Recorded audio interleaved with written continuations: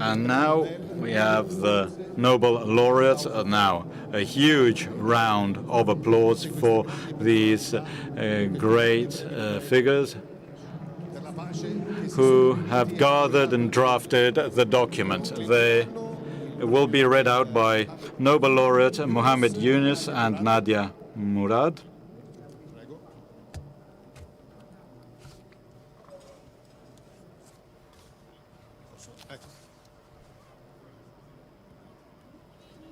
We are diverse. We are different. We have different cultures Abbiamo and differenti religions, culture e but we are religioni, brothers ma siamo and sisters, fratelli e and sorelle we want e to vogliamo live in peace. vivere in Pope pace. Francis. Papa Francesco. Every man Ogni is our uomo è brother. mio fratello, Every woman is ogni our donna sister, è mia sorella, always. sempre.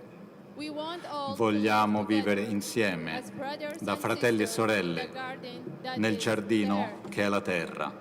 The garden of È il fraternity giardino della is the fraternità, condition la condizione della vita per tutti.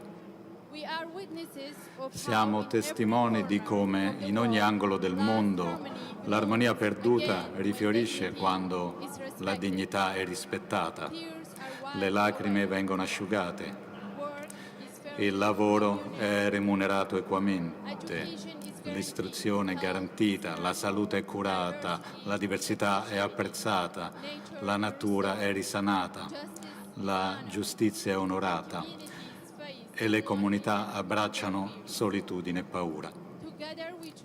Insieme scegliamo di vivere le nostre relazioni basate sulla fraternità, che è alimentata dal dialogo e dal perdono, che non implica il dimenticare,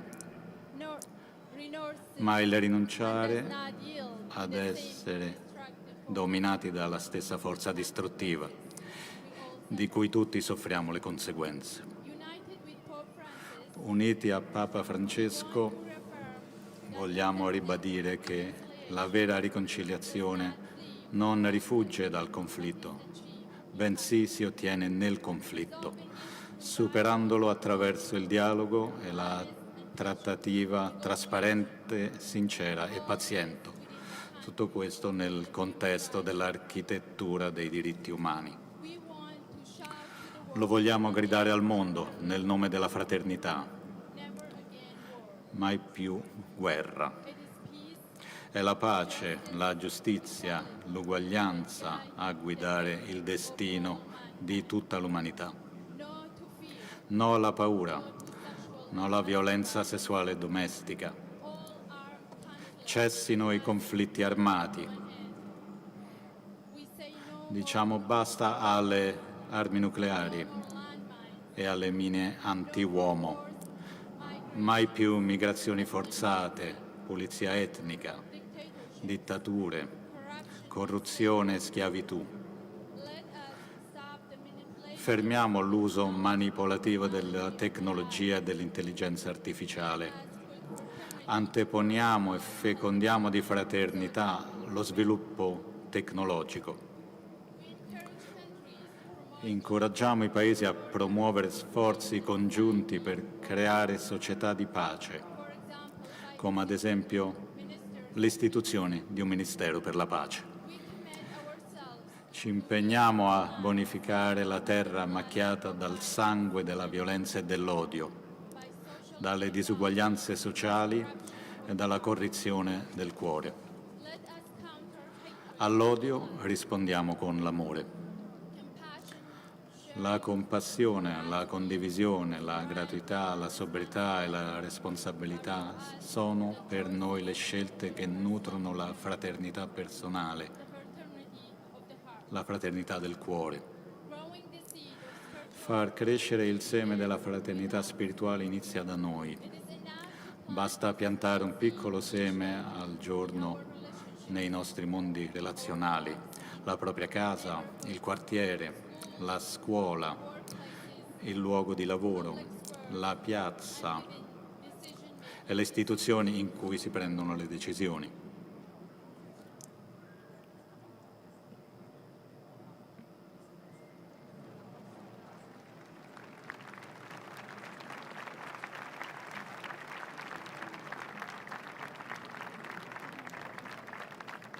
Ecco la firma. Signing it.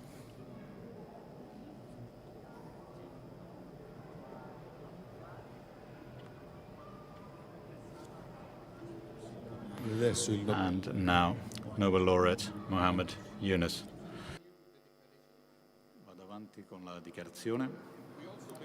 Crediamo anche nella fraternità sociale, che riconosce uguale dignità per tutti, alimenta l'amicizia e l'appartenenza, promuove l'educazione, le pari opportunità, condizioni di lavoro dignitose e la giustizia sociale, l'accoglienza, la solidarietà e la cooperazione, l'economia sociale solidale e una giusta transizione ecologica, un'agricoltura sostenibile che garantisca accesso al cibo per tutti, per promuovere relazioni armoniose, radicate nel rispetto reciproco e nella cura del benessere per tutti. In questo orizzonte è possibile sviluppare azioni di prossimità e leggi umane, perché la fraternità ha qualcosa di positivo da offrire alla libertà e all'uguaglianza.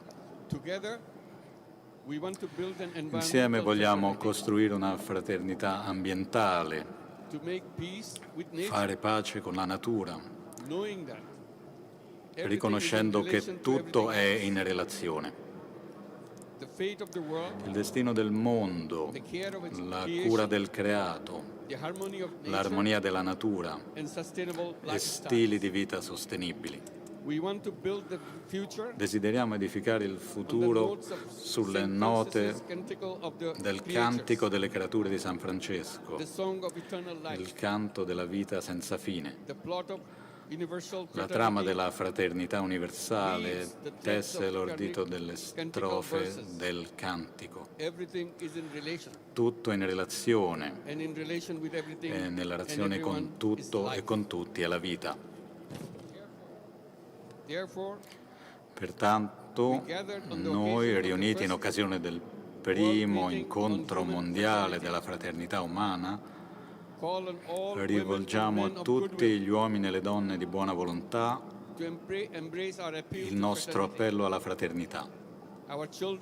I nostri figli, il nostro futuro, possono prosperare soltanto in un mondo di pace, giustizia e uguaglianza, a beneficio dell'unica famiglia umana. Solo la fraternità crea umanità. Sta alla nostra libertà volere la fraternità e costruirla insieme, in unità. Sottoscrivete insieme a noi questo appello per abbracciare questo sogno, per trasformarlo in prassi quotidiane, affinché giunga alle menti e ai cuori di tutti i governanti e a chi a ogni livello ha una piccola o grande responsabilità civica. Grazie per la vostra attenzione. Che questa possa essere una dichiarazione per tutti noi. Grazie. And now, the signature from Mr. Yunus, and then Cardinal Parolin will sign the declaration.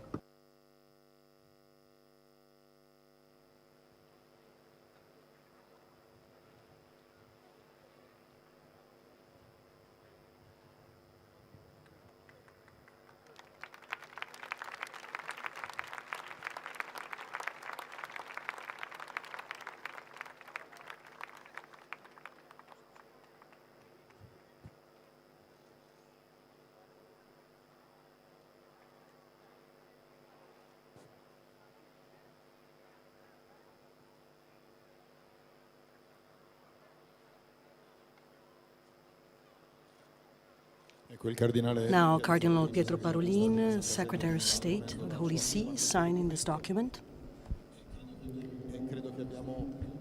And this is a historical document, accompanied by a round of applause from the entire square to thank the more than 30 Nobel laureates for peace who drafted this document. Your Eminence, thank you for your kind invitation. I would like to cordially greet you all gathered here, the Nobel laureates who are here on stage, and all those who are following us through our TV broadcast. We have many problems in the world. We have listed them, actually, but we have an answer. We have a main road along which we can all walk to try with goodwill and with our commitment to solve these difficulties, and it is the main road of fraternity, and the Church has always pointed to this road for the entire world, and Pope Francis has recovered this principle in a very determined way in the encyclical Fratelli Tutti. So everything that goes towards or in the direction of human fraternity can be the main road to build a new world, a better world, a world of peace and solidarity. This gesture that we have just made in front of you all is exactly along these lines, and therefore we do hope that these words, replete with meaning, might be translated into our daily practice. Let us all feel committed. Let us not delegate to other people the fulfillment of this commitment. We all have to do our share of the work, and I believe that all of us gathered here, we feel profoundly responsible in this sense. Thank you again, and I wish you all the best. Thank you, Your Eminence. And now we have a message from the Holy Father.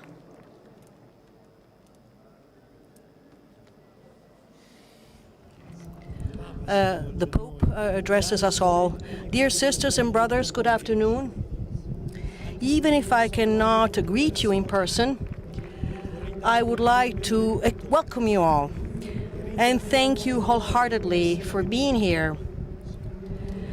I'm happy to state together with you this wish for fraternity and peace for the life of the world. A writer placed on the lips of Francis of Assisi the following words: "The Lord is there where your brothers and sisters are, indeed. The heavens above us urge us to tread on this earth together, to rediscover ourselves as brothers and sisters and believe in fraternity as a fundamental dynamics of our pilgrimage."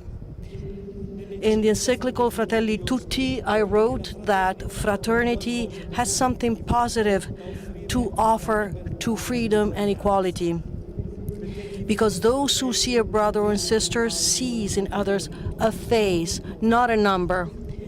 It is always someone who has dignity and deserves our respect, not something to be used, exploited, or thrown away. In our world, ravaged by violence and war, it is not enough to opt for quick fixes and touch-ups. Only a major spiritual and social alliance that stems from our heart and revolves around fraternity can bring back to the center of our relations the sacred character and inviolability of human dignity. This is why fraternity does not need any theories, but rather tangible gestures and shared choices that can turn it into a culture of peace. The question we should ask ourselves, therefore, is not what society and the world can give me, but rather what I can give to my brothers and sisters. Going back home, let us think about some tangible gesture of fraternity, making peace with our family members, our neighbors, our friends, pray for those who hurt us, recognize and help those who are in need, bring a word of comfort and peace in your schools, universities, or in social life. Basically, show proximity to those who feel lonely. Let us feel called to apply the balm of tenderness within the relations which have become putrescent between individuals and peoples. Let us not be tired to cry out no to war in the name of God and in the name of every man and woman who longs for peace. The verses by Giuseppe Ungaretti come to mind, who in the midst of the war felt the need to talk about his brothers as, and I quote, a trembling word in the night, a leaf that has just burgeoned. Fraternity, it's a fragile and precious good. The brothers and sisters are an anchor of truth in the stormy seas of conflicts that sow the seeds of lies, evoking brothers and sisters and reminding those who are fighting and reminding all of us that the feeling of fraternity that binds us is stronger than hatred and violence. And actually, it makes us all the same in our grief and pain. This is the starting point forever and ever, in the sense of feeling together a spark that can rekindle the light in order to stop the night of conflicts. Believing that others are brothers and sisters, telling others, brother or sister, these are not just empty words, but this is the most concrete thing that each and every one of us can do. It means to emancipate ourselves from poverty, the poverty of believing that we are in this world as single sons or daughters. It means choosing to overcome the rationale of shareholders who are together only because of their interests, being able to go beyond the bonds of kinship or ethnic bonds that recognize only those who are similar and deny who are different. I'm thinking about the parable of the Good Samaritan, who stopped with compassion in front of the Jew who needed help. Their cultures were enemies, their different histories, their mutually hostile regions and religions, but for that man, found by the side of the street, and his needs came before anything else. When men and women and societies choose fraternity, policies change as well. The person goes back prevailing over profit, the home we all living on the environment to be exploited for our interest. Work is paid with a just remuneration, and a welcoming reception becomes generosity, life, hope. Justice opens our hearts to reparations, and the memory of the evil that has been repaired is healed through the meeting between those who have been offended and those who have offended. Dear brothers and sisters, thank you for having organized this meeting and for having given life to the Declaration of Human Fraternity, which was drafted this morning by distinguished Nobel Prize laureates who are here gathered. I think that it provides us with a grammar of fraternity, and it is an effective guide in order to experience this and testify to this in a tangible way. You have worked well together, and I thank you from the bottom of my heart. Let us make sure that what we have experienced today is the first step along a journey that can initiate a process of fraternity. The squares that are joining us from different parts of the world that I greet with gratitude and affection testify to the richness of diversity and also to the possibility of being brothers and sisters also when we are not close to each other, as it was the case with me. Move forward, press ahead. I would like to greet you all by leaving you with an image, the image of the embrace, of the hug of this afternoon that we have spent together. And I wish that you will cherish in your hearts and in your memories the wish to hug the men and women and all over the world to build together a culture of peace. Peace, as a matter of fact, needs fraternity, and fraternity needs encounter. This embrace, this hug that we have given and received today, and the symbol is the square where you're gathering this afternoon. Shall this become a commitment for life and a prophecy of hope? I myself hug you all, and while I repeat my thanks to you wholeheartedly, I tell you all I am with you.